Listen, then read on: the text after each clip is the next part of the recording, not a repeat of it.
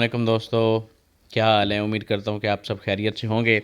आपको जैसे कि पता है कि एनटीडीसी के जो टेस्ट हैं 7 स्केल से 9 स्केल तक वो स्टार्ट हैं। और पिछले हफ्ते कुछ टेस्ट हुए थे जिसमें एएसएसए का था, एएलएम का था। तो वो मैंने आपसे शेयर किए थे एमसीक्यूज़। तो अभी 1 डेट से स्टार्ट हैं बाकी के टेस्ट जो 9 स्केल के हैं, जिसमें 7 स्केल के हैं। तो कल जो टेस्ट हुआ है 3 अगस्त को हेल्पर का, तो उसके कुछ जो एमसीक्यूज़ हैं वो मैं आपके साथ शेयर कर रहा हूँ। तो उन एमसीक्यूज़ को जानने के लिए, उनके राइट ऑप्शन जानने के लिए काइंडली आप ये वीडियो देखेंगे। तो स्टार्ट करते हैं।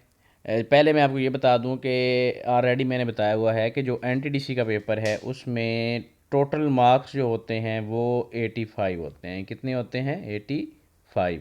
तो 85 में से जो 25 होते हैं वो जीके से रिलेटेड होते हैं। किससे रिलेटेड होते हैं? जीके से। जीके से मुराद कि इसमें इस्लामियात के भी होते हैं, इसमें मुतालिया पाकिस्तान के भी होते हैं, इसमें वर्ल्ड ज्योग्राफी टाइप, इंग्लिश, ये सारे होते हैं। तो बाकी जो 60 हैं वो होते हैं जॉब रिलेटेड। किस रिलेटेड होते हैं? Job related. तो यहाँ पे हम जिक्र करेंगे ये हमारे पास जो 25 एमसीक्यूज़ हैं जीके से रिलेटेड, उनको डिस्कस करते हैं।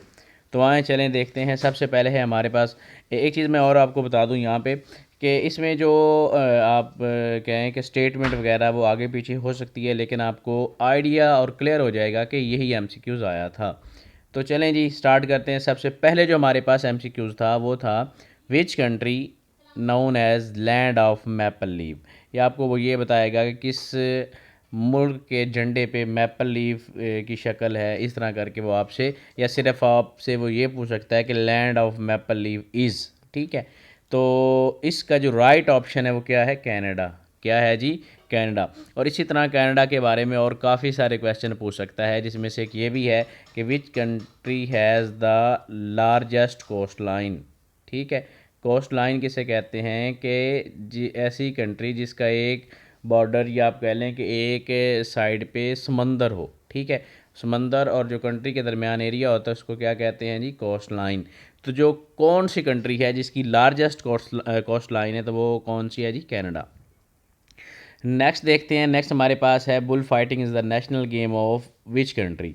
इस तरह पूछा होगा या आपसे उसने पूछा होगा कि which country is famous for bull fighting, तो वो कौन सी है जी? स्पेन। कौन सी है? स्पेन। इसी के बारे में एक और क्वेश्चन आया था पिछली एएसएसए में कि which country one the FIFA world cup for women in 2023, तो वो भी क्या था जी? स्पेन था। आप जो पहले की एएसएसए और एएलएम के जो पेपर हो चुके हैं पिछले हफ्ते, उसकी जो वीडियोस हैं वो आप इसी चैनल के पे जाएं, वहाँ पे देखें, तो वहाँ पे इंशाल्लाह आपको ये वीडियोस मिल जाएंगी। नेक्स्ट देखते हैं हम। नेक्स्ट है हमारे पास which one is different. 4 option थे जिसमें था हमारे पास सॉरी काऊ था, गॉड था, और आई थिंक बफेलो था, इस तरह करके, और कैंगरू था। तो उसने पूछा था कि विच वन इज़ डिफरेंट। तो हमें पता है कि जो कैंगरू है उसकी 2 लेग्स होती हैं, इस तरह काऊ गोट वगैरह की 4 4 लेग्स होती हैं। ठीक है। तो कौन सा डिफरेंट है? कैंगरू। और ये भी है कि kangaroo is the national animal of which country. ये वैसे मैं आपको बता रहा हूँ, ये भी पूछ सकता है। तो ये कौन सी कंट्री का है? ऑस्ट्रेलिया। कौन सी? ऑस्ट्रेलिया। ठीक है। नेक्स्ट देखते हैं। नेक्स्ट है हमारे पास क्वेश्चन नंबर 4 है कि विच सहाबी रोट मैक्सिमम नंबर ऑफ हदीस, के किस सहाबी ने या किस सहाबे सुफ़ा ने सबसे ज़्यादा हदीस जो हैं वो कंपाइल्ड की हैं, लिखी हैं। तो हमारे पास कौन से सहाबी हैं? हज़रत अबू हुरैरा, जिन्होंने 5374 हदीस लिखी हैं, 5374 हदीस। ठीक है। आगे है जी तहदीस। तहदीस से सॉरी तहदीस का मतलब क्या है? ठीक है। या ये वर्ड नहीं होना। तहदीस के क्या मानी है? ठीक। तो यहाँ पे ख़बर देना है, असल में ये हदीस से ही निकला है। ठीक हो गया। किससे निकला है जी? हदीस से। तो इसका मतलब क्या है जी? ख़बर देना। नेक्स्ट है क्वेश्चन नंबर हमारे पास 6 है। 6 है कि सूरह निसा की कौन सी आयत में बद किरदार औरतों का जिक्र है, या औरतों से बीट करने का, उन्हें सज़ा देने का जो मामला है वो कौन सी आयत है? तो यहाँ पे आपने मुझे कमेंट करके बताना है। अगर चलें मैं आपको बता देता हूँ, तो ये आयत नंबर 36 है। कौन सी है जी? आयत नंबर 36। नेक्स्ट देखते हैं, हमारे पास है question number 7, who destroy the Indus valley civilization. कि इंडस वैली जो सिविलाइजेशन है ये किसने डिस्ट्रॉय की है, तो ये आर्यन्स ने। किसने? आर्यन्स ने। नेक्स्ट देखते हैं, अल मुवत्ता कंटेन हाउ मैनी हदीस। अल मुवत्ता एक किताब है हदीस की जिसको इमाम मालिक ने लिखा है। ये भी बड़ा इम्पोर्टेंट वीआईपी क्वेश्चन बनता है कि अल मुवत्ता इज़ कंपाइल्ड बाय इमाम मालिक। जी नेक्स्ट देखते हैं, हमारे पास नेक्स्ट है जी क्वेश्चन नंबर 9 है, Gautam Buddha was born in. तो इसका जो राइट ऑप्शन है 623 BC। नेक्स्ट है हमारे पास question number 10, vitamin is mostly present in soybean, canola, mostly vegetable oil, जिसको आप सिंपल कह लें कि nut and oils, nuts and oils. इस तरह का जो ऑप्शन है वो आपके लिए राइट है, इसमें विटामिन ई प्रेजेंट होता है। नेक्स्ट देखते हैं जी, सियासित्ता मीन्स द ऑथेंटिक सिक्स। मतलब क्या है कि अहदीस की जो 6 किताबें हैं उसको क्या कहते हैं? सियासित्ता। ठीक, आगे आ जाएं जी, क्वेश्चन नंबर 12 है। यहाँ पे ज़रा आपसे डिस्कस करता हूँ। यहाँ पे अगर आ जाए, सबसे पहले तो मैं डिस्कस करता हूँ ना कि सेकंड लॉन्गेस्ट रिवर, सॉरी ये 2 दफ़ा लिखा गया है, second longest river of the world. अगर तो वो कहे कि सेकंड लॉन्गेस्ट वर्ल्ड में है तो वो अमेज़न है। अगर वो आपसे पूछे कि द लार्जेस्ट रिवर, क्या पूछे? Largest river of the world, largest river of the world, तो वो भी क्या है जी? अमेज़न है।